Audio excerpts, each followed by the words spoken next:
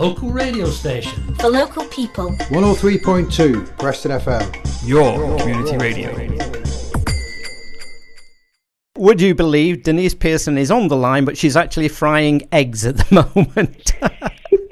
Oh, hey there, Huey. I'm absolutely fine, but it's so nice to know that you're frying eggs over there for lunch. So hopefully you can sausages to go along. Hopefully you can turn the cooker down just a little so that during the interview there's not too many splashes of oil all over you, Denise.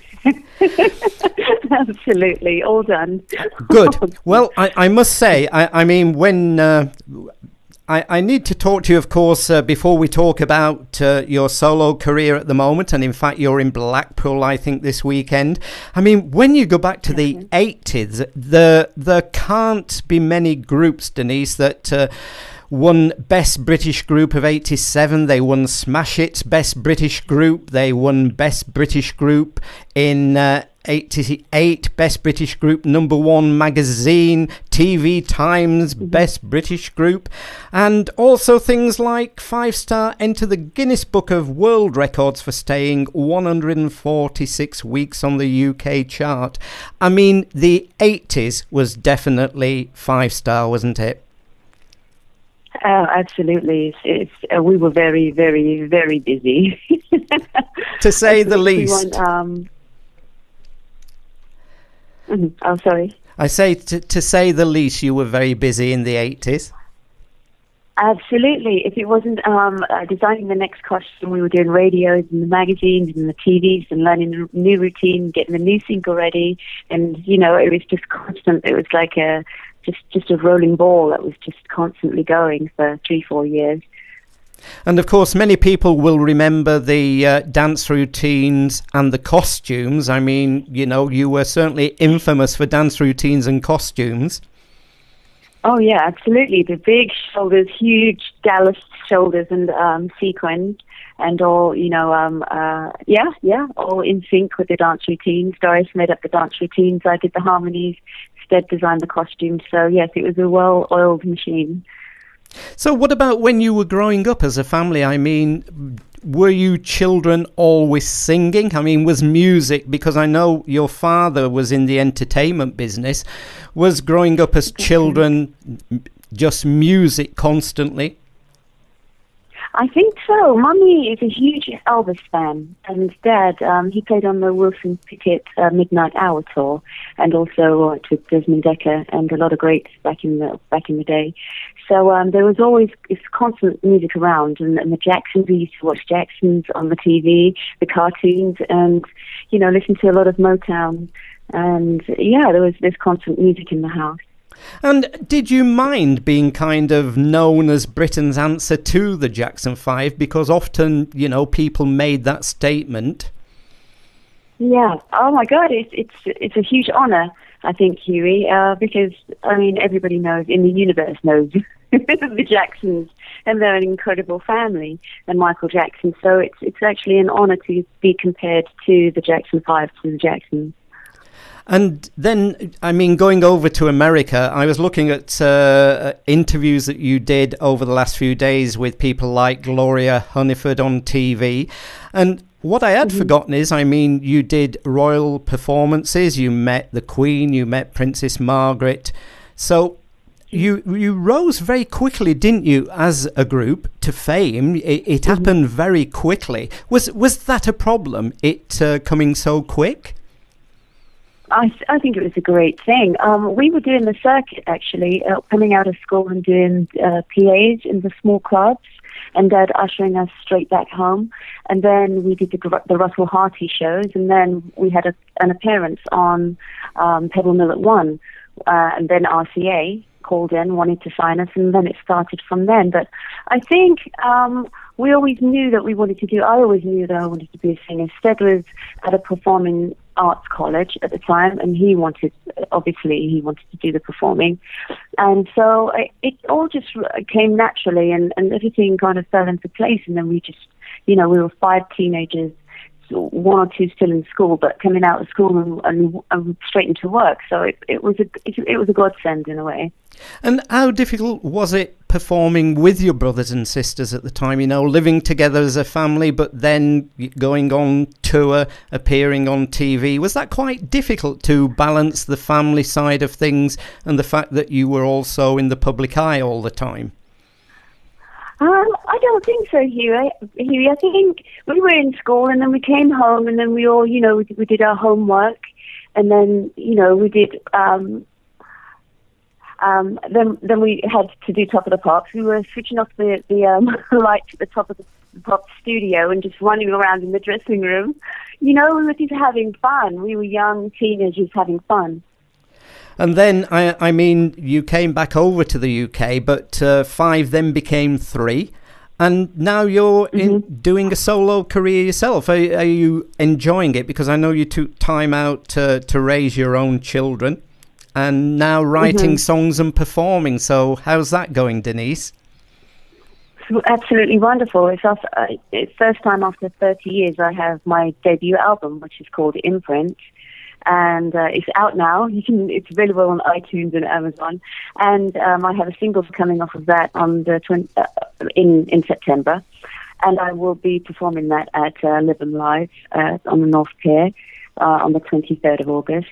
So it's been an incredible journey, and I think this album has, I'm very honoured and I'm very proud and blessed. I think to actually have an album actually come out, and it's taken place, and I'm just proud to have that chance.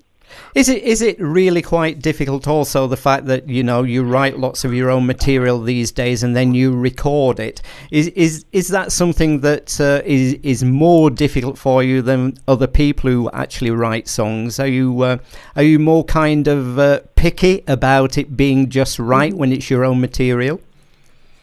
I really love writing. I went on a couple of writers' retreats about five years ago. Jessie J was there, and Zula and Charlie Doe, a lot of amazing songwriters, and I got a chance to actually interact with other songwriters, which is an amazing experience. But when I write songs on my own, I have my own time, and I just kind of feel the process through more, other than being put in a room with other writers, and you have to come up with several amount of songs at a certain amount of time. So I think it's the process of writing on my own. I think I have time to kind of ease into the lyrics and just kind of like work with the product more and make it more personal, I think. And last year, I mean, you supported towards the end of the tour the Jacksons on tour. That must have been quite something. That was something. Oh my God, we used to watch them as cartoon characters on TV, growing up. And now I'm like watching them in a sound check, right there, front seat sound check every day. And I'm just like in awe, absolute awe. It's just an amazing pleasure and an honor to share the same stage. And also in 2013, I mean, you released a song and the funds were donated to Nelson Mandela Children's Fund, a celebration to Nelson Mandela and Africa's fight for peace. That must have been quite an emotional time recording that song and knowing where you wanted the money to go to. It was wonderful how the song came along. Actually, I was writing it, and I was just writing it in a kind of mystical theme. And then my manager said, "You know what? Write a song with, you can, with that track, you could write something with really great meaning. There's so much going on in the world." It's like, because I was on the love trail, Huey. I was just writing a lot of love songs. But this one came along just by my manager's inspiration, and the song is called Rafiki Yangu, and it also has Nelson Mandela's voice in it. So they were kind enough to lend us the footage and his voice. So it just came about But it's just a song that came about, and it ended up where it ended up, and now, you know, the proceeds of that single is going towards the Nelson Mandela Children's Charity, which I'm very proud to be a part of. So, Saturday the 23rd of August, you're in Blackpool at the North Pier Live, and did you ever perform in Blackpool with Five? Did you ever come to Blackpool? I think so. We did 2 successful sold-out European tours, so I think we did come to Blackpool maybe once or twice or 3 times. But I do love Blackpool because I love rock. I love the Candy Rocks, and it's full of rock over in Blackpool. So when I'm not on stage, I'm going to be at the rock shops. Wow, brilliant. And what about, do you and your brothers and sisters ever get together now for a sing-along? Yeah, well, not really sing-along. Oh, you know what, Huey? Yesterday was Lorraine's birthday. Yes. And she just turned 21. Let me just leave it at that.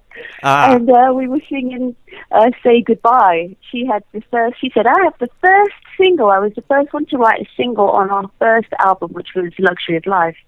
And we were teasing her yesterday. We were singing Say Goodbye and having a really great laugh because she didn't really like her vocals on it. But yeah, we were all together yesterday, myself, Doris, and Lorraine.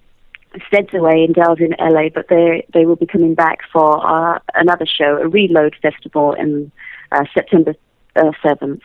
Wow. And you've cleared something up for us there, because people were contacting me on Facebook this morning saying it was your birthday yesterday, and we were saying, no, it wasn't, it was your sister. So it was. Yes. So your sister... Yes, it's Lorraine's birthday, definitely Lorraine. She's the Leo in the family. Brilliant. Well, enjoy Saturday night over there in Blackpool. Thank you. And it should be a good night. Thank you. When were you last in Blackpool? Can you remember? I think it was maybe about a couple of years ago. And I saw the variety of rock that was there. That's unforgettable. It was a couple of years ago, and I can't wait to go back. I'm really looking forward to the trip. Oh dear. Well, whatever you do, be a little careful with the rock, and I will let you now get back to the eggs for lunch. Wonderful. Thank you so much for today, Hughie. Lovely talking to you, Denise, and enjoy the weekend in Blackpool. Thank you very much. And I'm going to play out, thank you, just to remind us all, 5-star Rain or Shine. So I hope at the weekend, it definitely will be shine for you in Blackpool. Yes. Fingers crossed. Yes. Thank you. Thanks, Denise. Bye-bye. Thank you. 103.2 Preston FM. Your community, your radio.